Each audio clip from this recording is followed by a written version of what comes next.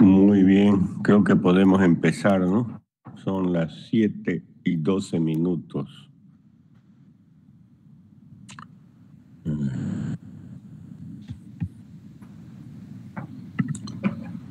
Muy bien, el tema de hoy se llama osteomielitis, es decir, infecciones óseas.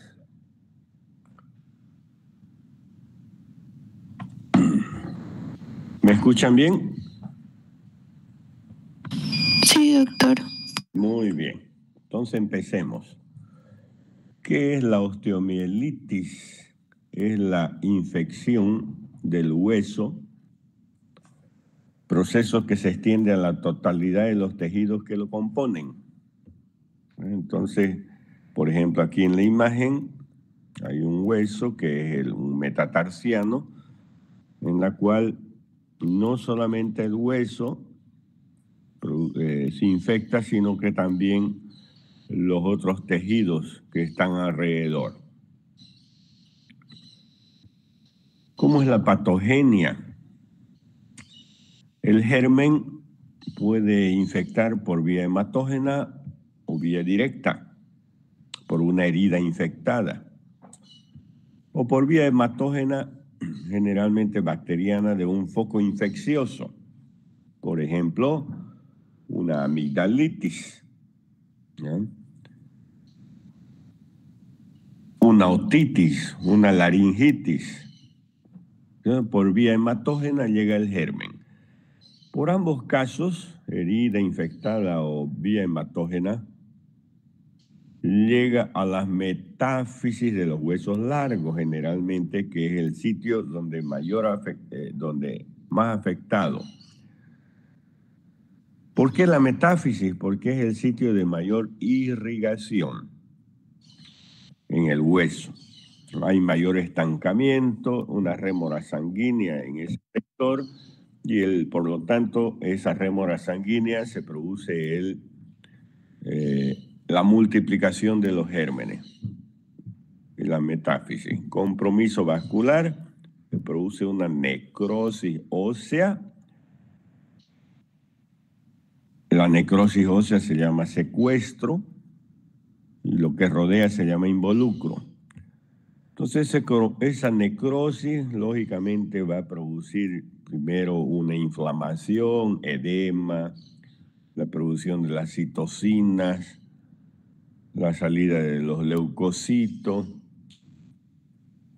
Hay una presión local a ese nivel. Esa presión local es la que produce ya la necrosis ósea vascular por compresión, ¿no?, de los vasos sanguíneos. ¿Cómo clasificamos a la osteomielitis? En agudas, menos de 3 semanas, crónicas, más de 3 semanas. Y tenemos las crónicas reagudizadas.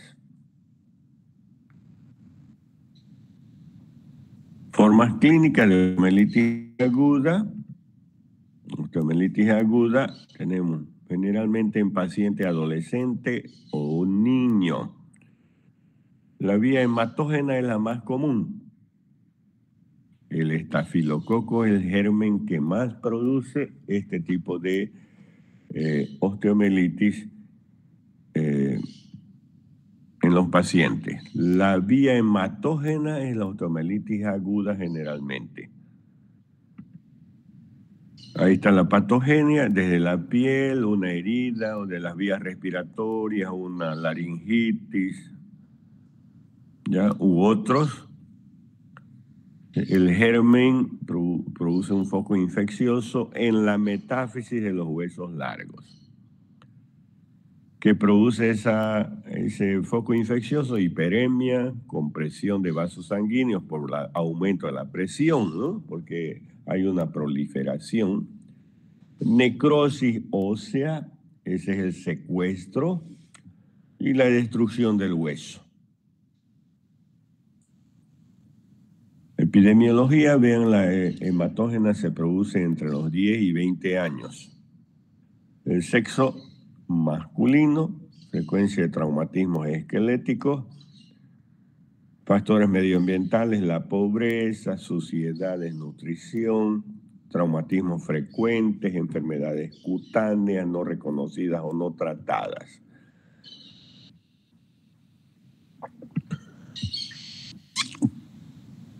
Cuando sospechamos que hay una osteomielitis, entonces desde el punto de vista clínico, el dolor va a ser en la metáfisis. Inclusive palpamos en la metáfisis, hay dolor y puede haber la tetrada de Paracelso. El dolor, calor, tumor y rubor y la alimentación funcional. Ya si pedimos un examen de laboratorio, hay una leucocitosis. Como es aguda, va a estar PCR y BSG aumentadas. Lógicamente no son específicos. Es un valor de referencia para vigilar la eficacia del tratamiento. La leucocitosis y la desviación a la izquierda son fundamentales. En la radiografía, lógicamente, pues laboratorio, sacamos una radiografía. Vean aquí, la radiografía muestra cambios después de 2 semanas de inicio del proceso inflamatorio. Antes de las 2 semanas, el diagnóstico de una osteomielitis puede hacerse por una resonancia, una tomografía. Después de las 2 semanas recién hay cambios. Los cambios aparecen con pérdida del 50 a 60% de la matriz, inflamación de tejidos blandos, elevación del periósteo. El periósteo está pegado al hueso, pero cuando hay un proceso inflamatorio, el periósteo se desprende del hueso y es lo que nosotros denominamos elevación del periósteo. Osteopenia focal, focos osteogénicos. Aquí en la imagen, por ejemplo, ya estamos viendo en lugar de la osteomielitis con la destrucción del hueso. Una tomografía, por ejemplo, vean, esta es la radiografía, incremento de la densidad medular, presencia de gas intramedular, aquí vean. Y aquí vemos la tomografía, la presencia del gas intramedular dentro del hueso. Nos indica que hay una lesión, una destrucción. La destrucción es el secuestro. Destrucción de la cortical, produce unos orificios en la cortical del hueso, eso se llama foramina, y por ahí sale prácticamente el pus, invade los tejidos blandos e inclusive produce un orificio en la piel, eso es la fístula. La fístula es desde la piel hasta el foco infeccioso. Y por ahí va goteando prácticamente el pus que existe dentro del hueso. Tenemos que imaginarnos que osteomielitis es presencia de infección, pus dentro del hueso. La resonancia también nos muestra, hay una sensibilidad 95% y la especificidad 85%. Muestra mejores detalles anatómicos, ¿ya? Y cuando es osteomielitis vertebral, la elección es resonancia. La gammagrafía también. La gammagrafía es la inyección de un contraste, ¿no?, intravenoso. Al cabo de unos minutos se toma una radiografía de todo una foto, ¿no?, de todo el esqueleto. Es la gammagrafía ósea, ¿no?, o centellografía ósea. Una sensibilidad de un 95%. Bueno, aquí está el diagnóstico, ¿no?, manifestaciones clínicas, rayos X simple, gammagrafía se puede hacer, tomografía o resonancia, y esto es importante, la biopsia. La biopsia. Cuando nosotros operamos, hacemos una limpieza quirúrgica, ese es el tratamiento, ¿no? Limpieza quirúrgica. Hacemos la limpieza quirúrgica, retiramos el secuestro. Hay que mandar a hacer anatomía patológica. para que el patólogo nos informe de que existe una osteomielitis, porque puede ser que como diagnóstico diferencial nosotros tenemos a los tumores óseos. Los tumores también aparecen a esa edad y producen destrucción del hueso. Ya ese es el diagnóstico diferencial más importante. Por eso la biopsia es fundamental. En el diagnóstico microbiano se hace cultivo de los abscesos, un hemocultivo o cultivo biopsia. ¿Ya? Y el hemocultivo nos va a dar el germen y el tratamiento, ¿no?, del antibiótico. Diagnóstico diferencial con artritis aguda. Artritis es la inflamación de la articulación. Dolor articular, impotencia funcional, signos inflamatorios, derrame articular. Y también con el sarcoma de Ewing, les decía, con el tumor, con los tumores óseos. Sarcoma de Ewing aparece ¿cuándo? A la edad de 10 años, 10 a 20 años, igual que la osteomielitis aguda. Ubicación del proceso en la metáfisis de los huesos largos, igual que la osteomielitis. Dolor, igual que en la osteomielitis. Signos inflamatorios, igual que la osteomielitis. Cuadro radiográfico de destrucción, igual que la osteomielitis.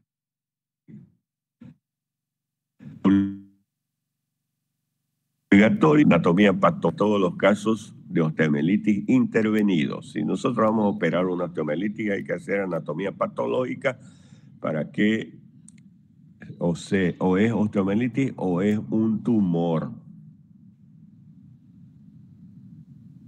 El tratamiento es quirúrgico, generalmente la osteomielitis es una limpieza quirúrgica, ¿no?, ya sea con anestesia general o anestesia raquídea, si es en miembros inferiores. Limpieza quirúrgica, ¿no? El tratamiento es abordaje del segmento comprometido, es decir, la incisión, ¿no?, apertura. Cuando llegamos al hueso, hacemos una apertura en la cortical del hueso. Curetaje del foco osteomielítico con extracción del material purulento, tejido óseo comprometido. Se puede dejar una sonda con goteo ahí para que continuamente vaya lavando el hueso, y movilización con férula de yeso. Ese es generalmente el tratamiento, y lógicamente antibiótico también. El antibiótico farmacológico, antibiótico de amplio espectro, hidratación. Y lógicamente estos pacientes tienen desnutrición, ¿no?, como han visto, factores predisponentes. La nutrición es importante. Luego la osteomielitis, eso es aguda. Tenemos la osteomielitis crónica, más de 3 semanas ya es crónica. Ahí, por ejemplo, en la osteomielitis crónica tenemos el absceso de Brodier, la osteomielitis esclerosante de Garré. Aquí, por ejemplo, vemos ya en la metáfisis. Siempre busquen la metáfisis, ¿no?, de los huesos largos. Ahí hay el foco osteomielítico. Y aquí ya con una resonancia, vean ustedes cómo podemos visualizar la osteomielitis. Infección crónica del hueso, secuela de osteomielitis aguda, osteomielitis de baja densidad aguda. La enfermedad intraósea persiste y evoluciona. Es imposible prever cuándo se regularizará. Es decir, puede haber magnitud de la crisis. Es decir, que una osteomielitis se puede convertir de aguda a crónica. Y la crónica puede durar 1 mes, 2 meses, 3 meses, 1 año, 2 años, 10 años, 20 años, el resto de la vida. Si no se hace el tratamiento adecuado, pues muchas veces los pacientes abandonan el tratamiento, ¿no? Y la osteomielitis persiste por siempre, ¿no? Si es en miembros inferiores, podría haber fracturas patológicas, ¿no? por causa del enrarecimiento del hueso, es decir, la densidad del hueso disminuye, se produce una osteopenia y el hueso sufre fractura, ¿no? Factores de riesgo, ¿no? Miren aquí la desnutrición, ¿no? Un factor de riesgo más importante, el alcoholismo, fracturas, contusiones, etcétera, ¿no? Proceso osteomelítico inactivo puede reactivarse, ¿no? Es la crónica reagudizada, dolor espontáneo, edema, calor local, eritema, signos de la inflamación, ¿no? Aparece. Examen radiográfico, zonas osteolíticas de destrucción, engrosamiento del periósteo y de las cavidades óseas, secuestros y deformidades.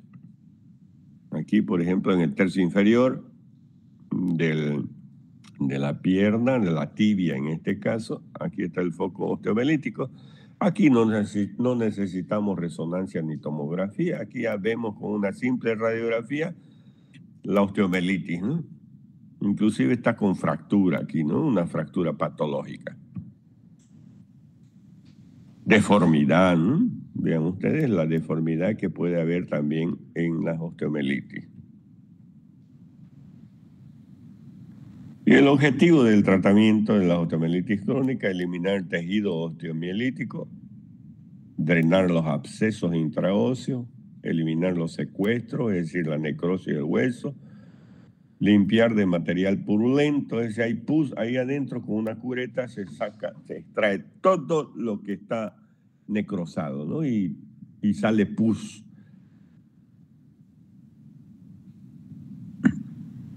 Los pacientes con osteomelitis crónica son pacientes con múltiples hospitalizaciones, ¿no? Se hace el curetaje, la limpieza, después de 6 meses puede aparecer de nuevo, se reagudiza, al año de nuevo y así sucesivamente, ¿no? Tiene que hacer no es que no sane, la osteomelitis crónica puede sanar, pero muchas veces el paciente hace abandono de tratamiento, no toma sus antibióticos, hay que tomar casi 3 meses de antibióticos, entonces es bien difícil, ¿no? Retardos en consolidación, fracturas patológicas pueden aparecer y amputación también no podemos descartar. ¿Ok? Eso era osteomelitis. ¿Tiene alguna pregunta de la osteomelitis?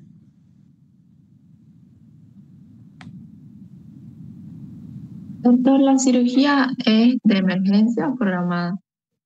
La osteomelitis crónica es de emergencia, para que no pase perdón, la osteomelitis aguda es emergencia, para que no pase a crónica, ¿ya? La aguda, ahí se hace el curetaje, a veces si es inicial, hasta con antibióticos se puede tratar, si es en los primeros días. Pero ustedes ven que si sacamos radiografía, 2 semanas no se ve en la radiografía la osteomelitis, ¿no es cierto? Después ya a las 3 semanas ya es crónica.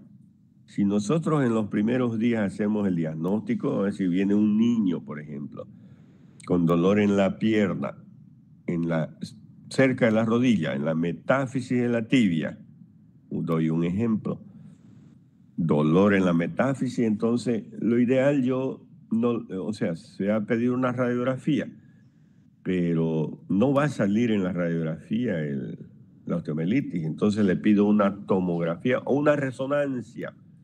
En la resonancia ya sale el foco osteomelítico, entonces ahí ya yo puedo hacer el antibiótico o bien el tratamiento quirúrgico, la limpieza. Y prácticamente casi un 90-100% de eficacia en el tratamiento, ¿ya? Entonces, la cosa es que no pase de aguda a crónica, ¿ya? Por eso, un dolor en la pierna, en la metáfisis, dolor, edema, es decir, la tetrada de Paracelso, ¿no? Dolor, calor, rubor y enrojecimiento del tercio superior de la pierna, por ejemplo, en la metáfisis de la tibia o tercio inferior del fémur. Yo tengo que investigar, ¿no? Es una emergencia. No puedo dejarlo días y días y que pase a la crónica. Ya la crónica es complicada, ¿no? Entonces, la aguda es emergencia. La crónica ya no es emergencia. ¿Está bien? Sí, doctor. Bueno, entonces ahora pasamos a artritis séptica. Cuando hablamos de artritis séptica, nosotros ya hablamos de inflamación de la articulación. Hace un momento dijimos inflamación del hueso, osteomielitis. Ahora estamos inflamación de las articulaciones, artritis séptica. Puede ser del hombro, del codo, de la muñeca, de la rodilla. Como ven ustedes, pueden inflamarse las articulaciones. En osteomielitis hablamos que hay pus dentro del hueso. En artritis hablamos que hay pus dentro de las articulaciones. Se hincha la articulación llena de pus. Ya nos imaginamos, ¿no? Llena de pus, la articulación va a comprimir al cartílago y al lino que hay en las articulaciones. Y imagínense un niño con artritis séptica, con pus en la articulación, va a comer el cartílago y el lino y va a tener artrosis, ¿no? Un niño con artrosis, imagínense. Por eso las artritis son emergencias, urgencias, ¿no? Lo más rápido posible. Un niño que venga con la rodilla hinchada, dolor, calor, tumor, rubor, limitación funcional. Hago una punción en la rodilla, puedo hacer una punción, una artrocentesis. ¿Qué es lo que va a salir? Va a salir pus en la jeringa. Inmediatamente al quirófano, hacer una limpieza quirúrgica para salvar ese cartílago, hueso, todo lo que hay ahí, ¿no? Dentro de la articulación. Pero principalmente el cartílago para que ese niño o ese paciente no tenga artrosis. ¿Ya? Entonces es grave la artritis, es una emergencia. Y osteomielitis aguda, artritis séptica son emergencias. Entonces, infección bacteriana de la articulación, ¿no? Más frecuente en la infancia, entre 1 y 3 años. Por eso les digo yo, niños, ¿no? Varones que mujeres, 2 para 1 en la articulación de los miembros inferiores. Rodilla principalmente, cadera, es decir, la coxofemoral, tobillo. ¿Por qué? Porque son las articulaciones más grandes y que tienen mayor irrigación. Llegan más gérmenes y por lo tanto va a haber más infección. Ahí está la articulación de la rodilla y el cartílago. Recordemos siempre que debemos proteger nuestros cartílagos. Factores predisponentes, artritis resistente, traumatismo penetrante en la articulación, ¿no? Cirugías o inyecciones intraarticulares. Muchas veces se coloca en la rodilla infiltración, decimos, ¿no? Entonces, mucho cuidado porque puede producir una artritis.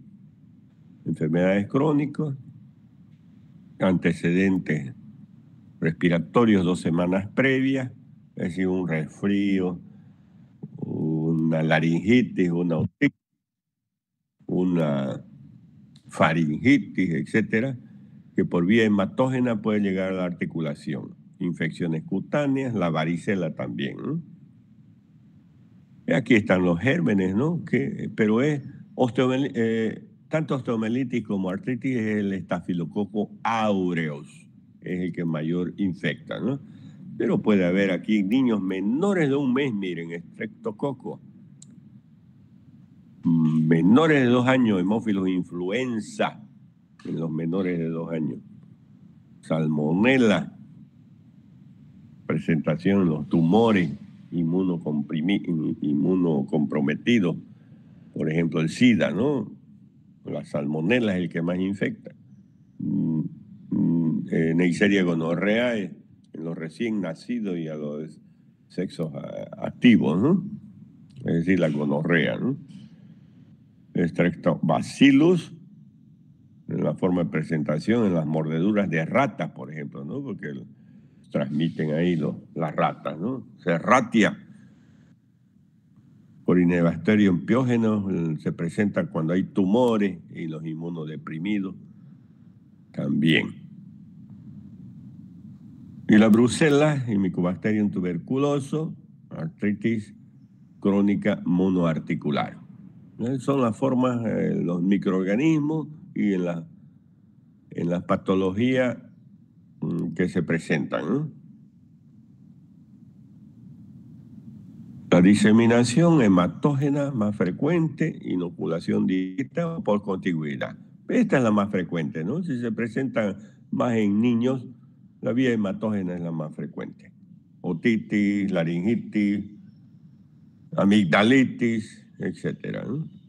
Viaja a la articulación, el germen, el estreptococo, y produce la infección, ¿no?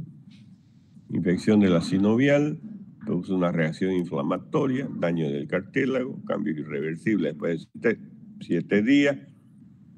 Lógicamente, la reacción inflamatoria con migración de polimorfos nucleares, el exudado, el edema, aumento del flujo, de la presión articular. Ahí está la artritis. Vean cómo el cartílago ya prácticamente ahí está lesionado, ¿no? El cartílago por el pus que puede presentarse ahí adentro. En la clínica, 90% es clínico el diagnóstico. Dolor, limitación de movimiento, fiebre. Es decir, la articulación, dolor, calor, tumor y rubor, ¿no? Palpamos la rodilla, hay eso, ¿no? Está caliente, está hinchada, enrojecida. Rodilla, cadera y tobillo, lo que les decía, es sitios de mayor irrigación, ¿no? Aquí están las presentaciones, ¿no?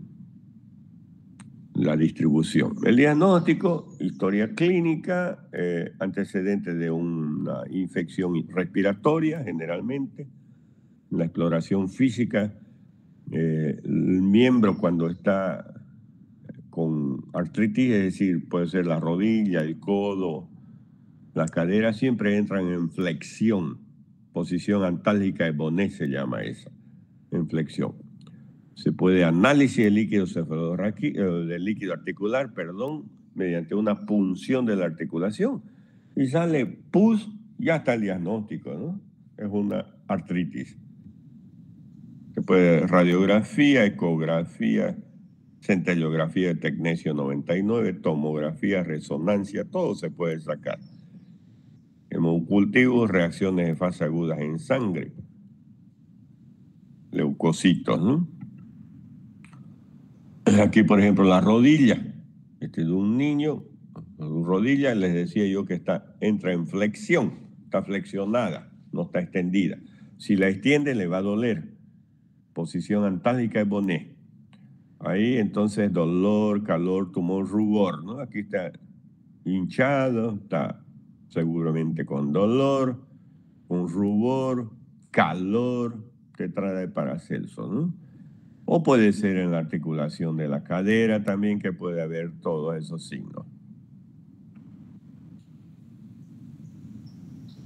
Entonces la artritis séptica es grave y debe ser tratada con urgencia. Dentro de las primeras 48 horas la infección pierde un 40% de cartílago, miren, en los primeros 2 días.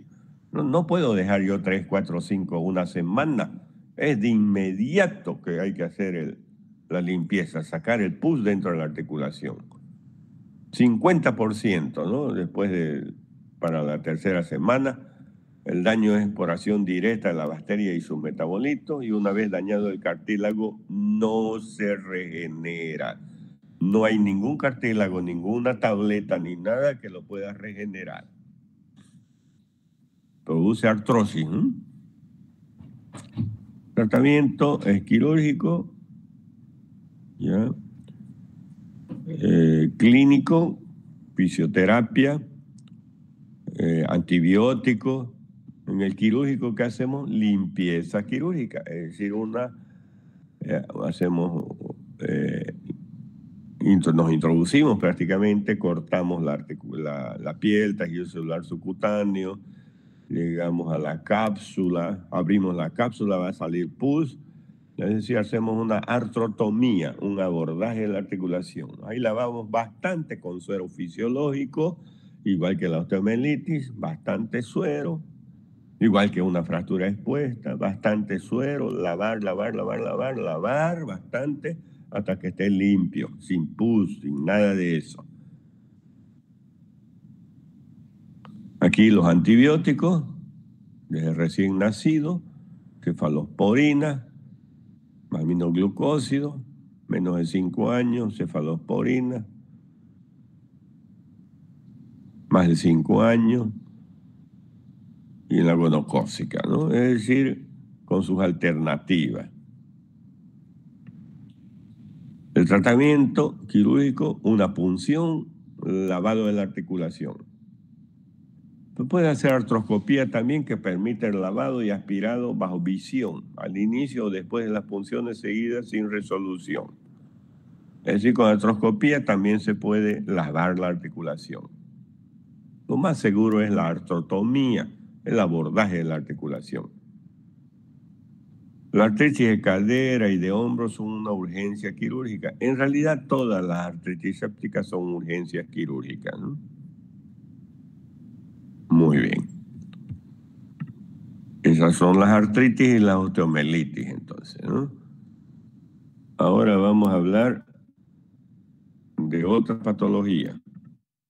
Bueno, ¿tienen alguna pregunta de artritis o osteomelitis antes de pasar a lesiones ligamentarias?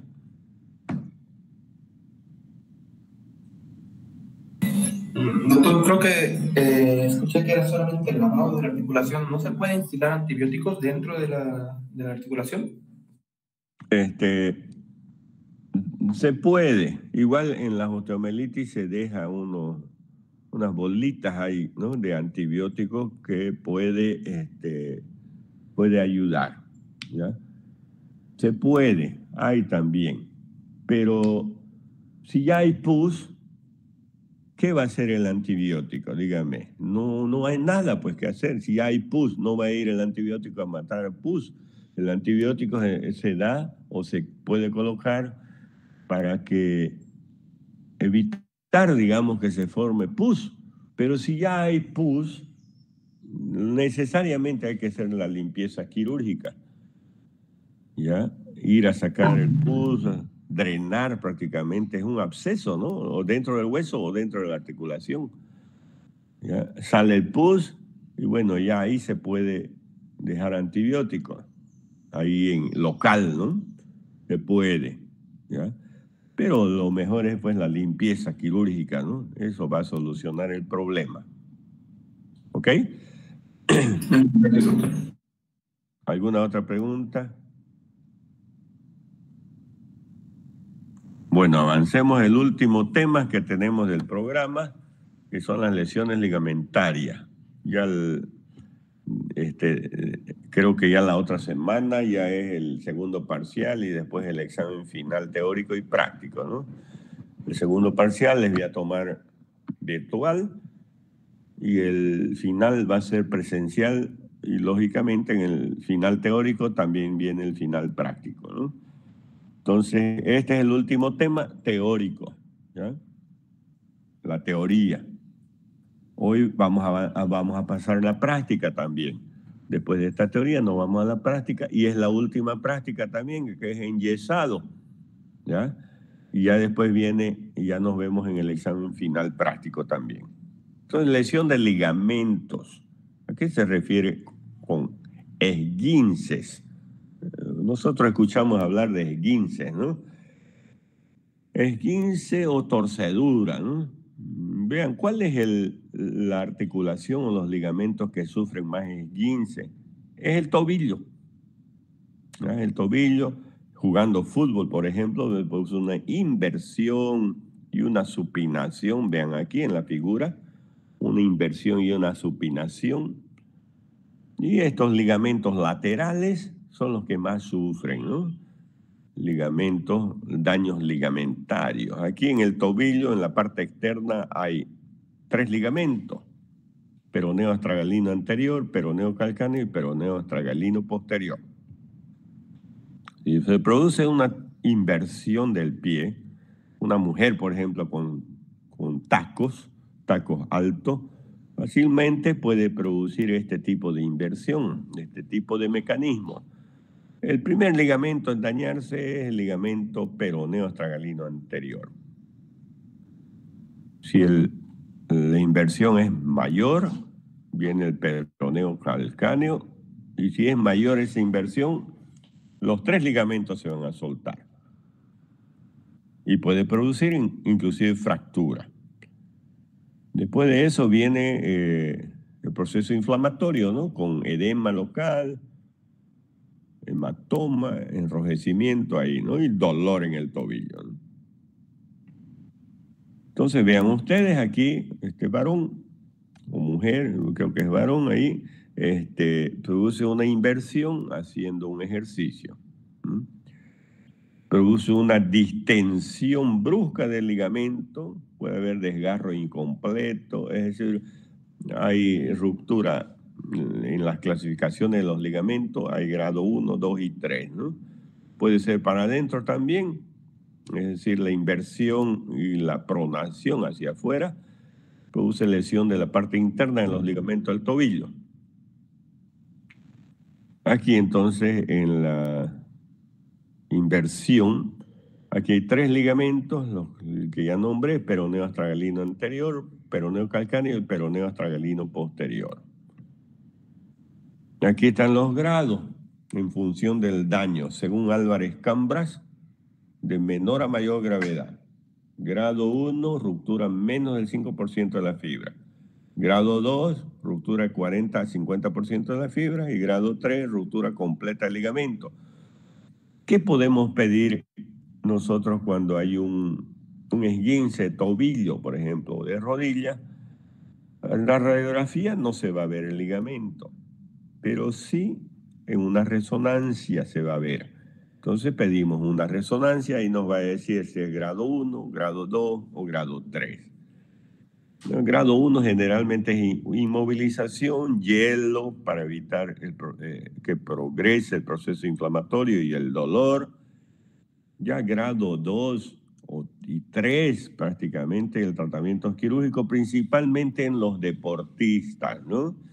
De alto rendimiento, un futbolista, en un atletismo, etcétera, que lo va a utilizar su tobillo, prácticamente el tratamiento es quirúrgico, ¿no? Hay que reparar el ligamento. Aquí está la inversión, de nuevo, esguince tipo 1, como les decía, tipo 1, 5% de la fibra, 50% de la fibra y 100% de la fibra del tipo 3. Tipo 1, solamente hay un estiramiento de los ligamentos, 5% de la fibra, casi nada, ¿no? Tipo 2, hasta, miren ahí, 50% de las fibras están rotas del ligamento. Tipo 3 ya hay una ruptura completa, 100% de las fibras, ¿no? De las fibras del ligamento, ¿no? Esguince es lesión del ligamento, ¿ya? Eso es esguince.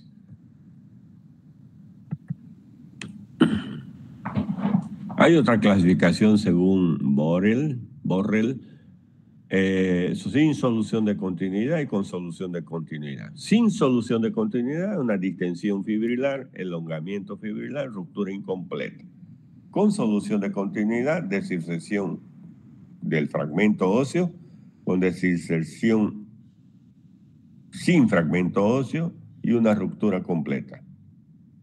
Es otra clasificación, ¿ya? Todo eso nos da una resonancia. Ahí el diagnóstico es clínico, vean ustedes, aquí el edema, el dolor, nosotros palpamos a este nivel, el ligamento peroneo astragalino anterior, o el posterior, o el peroneo calcáneo, ahí palpamos, hay un dolor, ¿no? Palpación, ¿no? Elección de la pauta va a depender del grado de esguince, grado 1 y 2, tratamiento conservador, pero el grado 3 O sea, conservador, ¿a qué nos referimos? Una inmovilización, 2-3 semanas, ¿ya? Con férula o yeso, que es del tobillo, o una férula suropodálica durante 2 semanas, ¿no? Máximo 3 semanas, ¿ya? Si es de la rodilla, una férula coxomaleolar. Hay inmovilizadores también que se venden, ¿no? ¿Ya? Pues si es el ligamento interno de la rodilla, son 6 semanas de inmovilización, el ligamento medial de la rodilla es el que más debemos de cuidar. Los otros son 3 semanas, nada más. El grado 3 es tratamiento quirúrgico, hay que reparar el ligamento. Los objetivos del tratamiento es controlar la inflamación, controlar el dolor, proteger de la carga de peso, ¿no? También. Cuando decimos tratamiento conservador, podemos colocarle inmovilizador. Primero, en los primeros 2-3 días, hielo, frío, hielo. Después del tercer, cuarto día ya se hace hielo y calor local, ¿no? El hielo para producir la vasoconstricción, para que no haya edema, ¿no? Y disminuye el dolor, ¿ya? Entonces, lo primero que colocamos, estamos nosotros ahí auxiliando a alguien que está jugando fútbol, entonces ya le colocamos su bolsita de hielo en el tobillo, ¿no? En una toallita, no directamente el hielo en la piel, ¿no? Si no le va a quemar el hielo, ¿no? Envuelto en una toallita, en un paño, ya se coloca hielo. Ahí está, hielo, ¿no? Reposo con hielo. Elevar el miembro, aplicar hielo, vendaje compresivo podemos hacer. Ahí actúan las vendas elásticas, ¿ya? La venda que colocamos para férula no es elástica, venda crepón, pero esta es una venda elástica que ayuda a comprimir ahí para que no haya edema, ¿no? Antiinflamatorios, analgésicos, y la deambulación con una descarga con muletas, ¿no? O un bastón. Y las lesiones musculares. Esguince es ligamentos. Ahora viene músculo. Las lesiones musculares pueden ser extrínsecas e intrínsecas. Extrínsecas son aquellas que se producen por un mecanismo directo.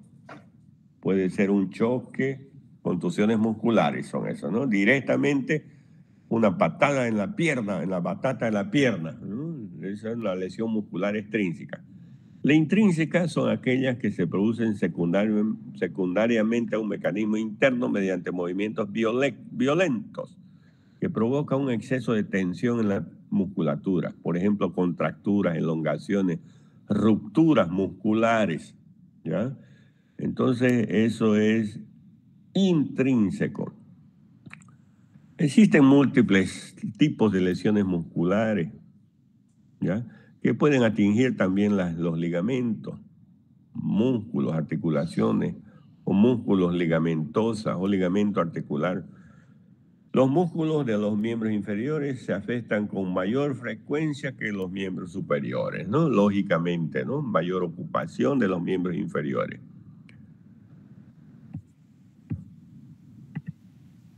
Entonces, grado 1, aquí no hay ruptura, simplemente una elongación del músculo, una contusión se llama. El grado 2, un 40-50% de las fibras están acometidas. El grado 3, prácticamente una ruptura completa, ¿ya? Aquí son los tipos de clasificación según el grado, ¿no? Ahora, inflamación muscular de efecto retardado es un dolor que aparece entre 2 o 3 días después de un ejercicio intenso o desacostumbrado. La causa de este dolor se debe a acumulación de ácido láctico y pirúvico.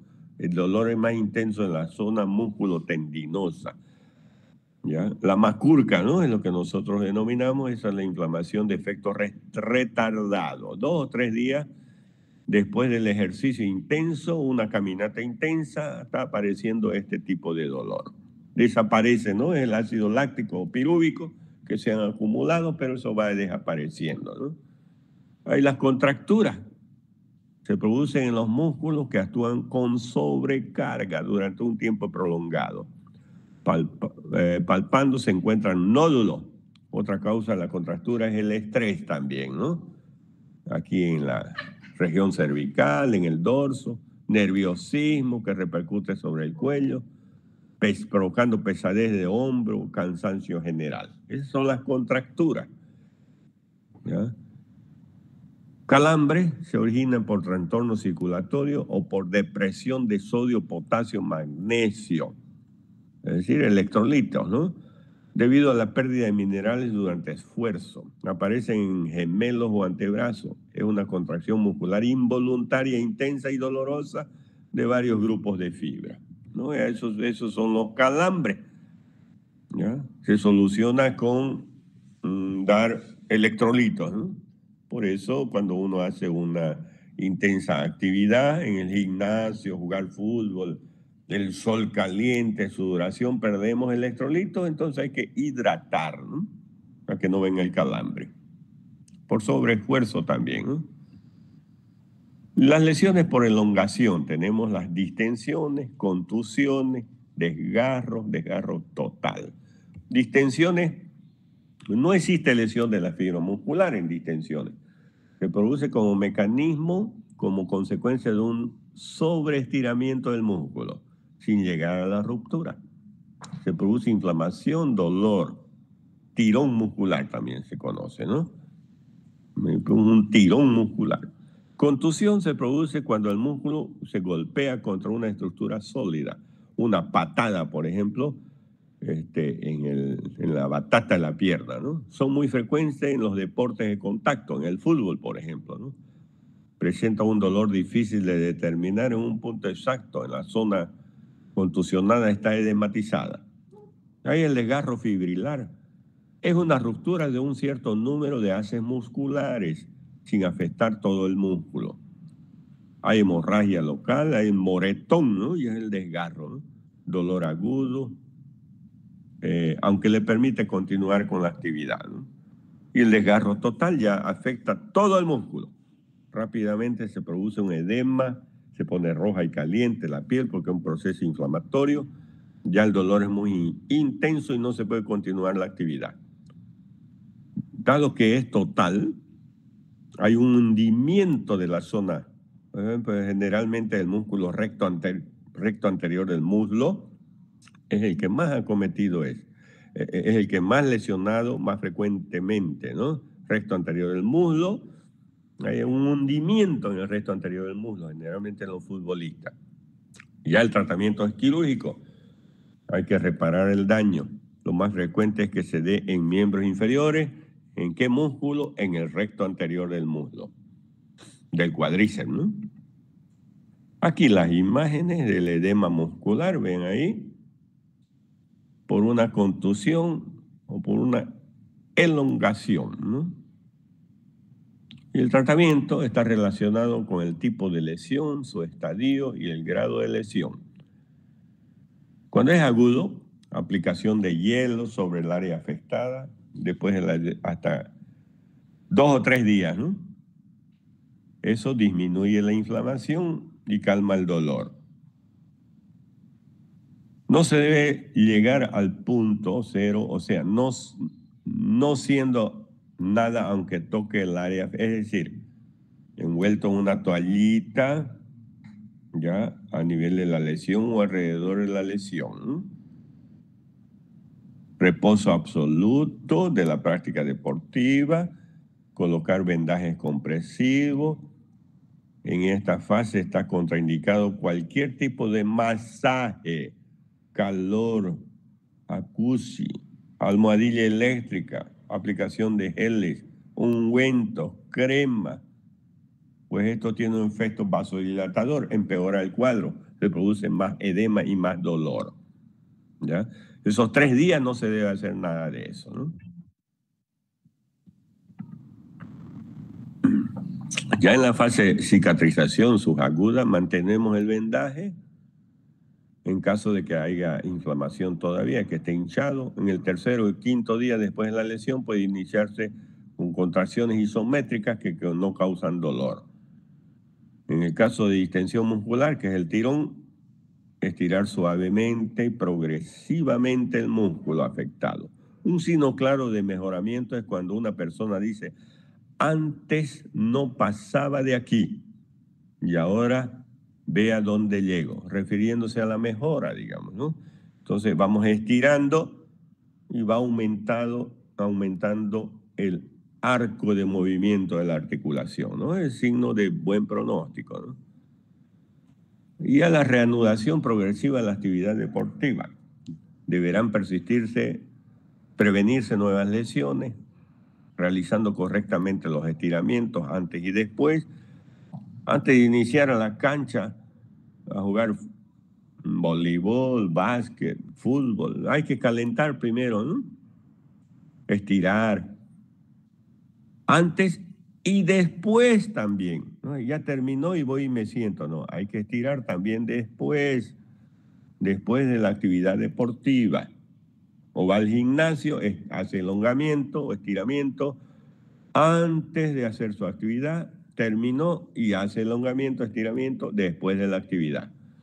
En caso de que haya sido una ruptura parcial o total, esta fase se realiza el fortalecimiento, potencialización muscular con ejercicios terapéuticos específicos o con corrientes eléctricas. Ya el fisioterapeuta ya interviene aquí, ¿no? Hay las cintas adhesivas que se colocan tratando de prácticamente prevenir los desgarros, los estiramientos, el tirón, etcétera, ¿no? Cintas adhesivas, ¿no? Ustedes ven los deportistas, ¿no? Esta es para la prevención, ¿no? Y en caso de que haya tenido una lesión o este paciente tenga antecedentes de lesión, se debe colocar este tipo de cintas adhesivas. Kinesiotap. Muy bien. Esa es la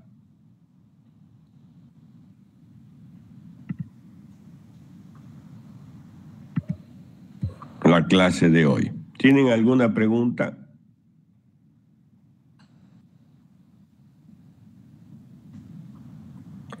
Bueno, entonces nos vemos en la práctica. Ya con esto hemos acabado la teoría. Todos estos temas, displasia cadera, Leckalve-Perthes, epifisiólisis, Piebot, ¿qué más hemos dicho? Osteomielitis, artritis, lesiones musculares. Todo eso entra al segundo parcial, ¿ya? Nos vemos en la práctica dentro de un rato. Un abrazo a todos. Muchas gracias, doctor. Gracias.